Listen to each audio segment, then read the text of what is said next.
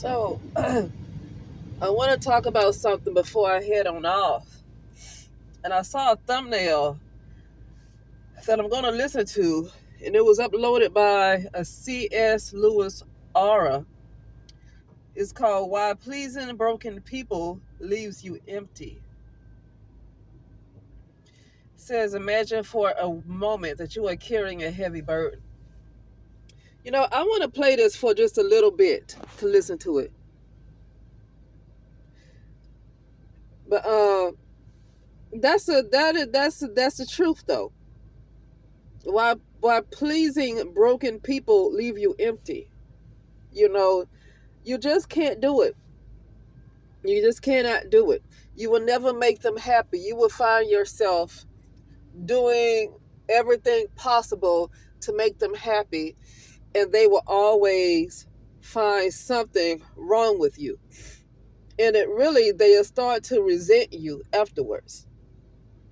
So you really can't, this is why a lot of people, and this is what I'm learning too, you have to learn how to say no, even when it makes the other person mad.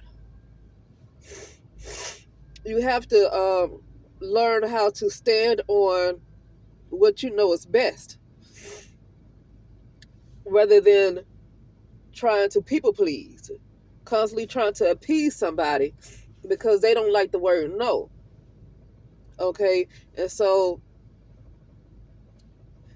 I really applaud people when I see them and they stand on what they mean when they say no to something, whether if they don't want to do it or they know it's going to be a bad consequence.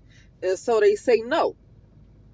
And I have seen people really guilt trip them, and they just stand on what they believe. And they just stand on whatever, and literally people are just dogging them out, shaming them, gaslighting them, whatever, and just really going ham. And the person just stands on business and say no. I really applaud that kind of person who can deal with that kind of pressure and still say no. That brings me to Donald Trump, because people are saying that, well, I heard one person say that 2025 is probably going to be a good year for some, but he's going to eventually be corrupted. Okay? That's what they said. And I don't really want to have a conversation about Trump. My point is saying is, what if he says no? Because it's a lot of pressure. It's a lot of pressure in that particular type of position. I know that Republicans and Democrats are all in cahoots together, but Donald Trump has his own plans, and I think a lot of his plans is having to do with Elon Musk. Something is making me feel like he is going to take a detour, not a detour, like he's going to something might happen where he might backtrack from Elon Musk or something. Like something, I feel like something's going to happen later on down the road. Okay. But imagine the kind of pressure that they would put on him, and he has to stand his ground and continue to say no.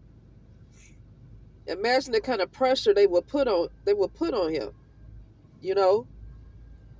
That's what I'm talking about right there. And you just have to keep saying no matter how many people, give you a hard time. And so, yeah. It's just I really appreciate folks like that. To me, they're really strong to have that kind of pressure.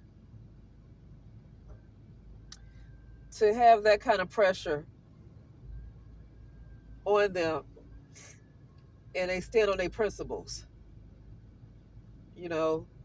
Anyway, that'll be it, and I will talk later.